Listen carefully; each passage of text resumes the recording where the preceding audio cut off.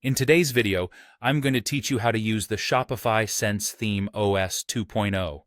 The process will be simple, straightforward, and by the end, you'll feel confident about incorporating this theme into your Shopify store, making it not only aesthetically pleasing, but also functionally robust. Let's kick things off by adding the Sense theme to your theme library. First, head over to your Shopify admin dashboard. Once you're there, navigate to Online Store and then click on Themes.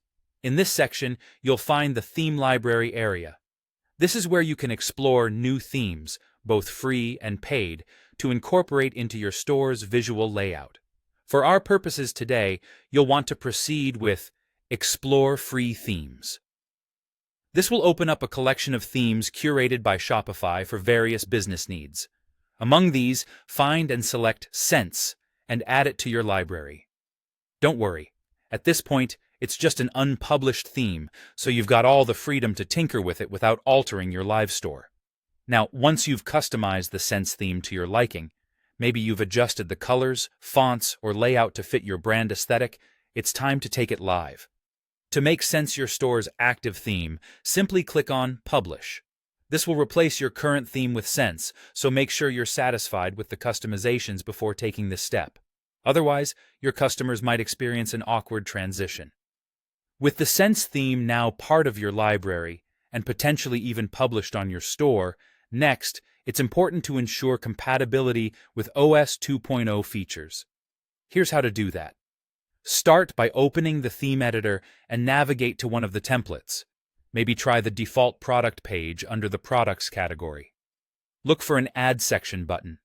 Finding this below existing sections is a clear indicator that your theme is utilizing the OS 2.0 structure, which allows for sections on each page of your store. It's one of the great enhancements Shopify introduced, providing greater flexibility in designing each individual page to suit your needs. While you're in the theme editor, also be sure to check for dynamic source linking.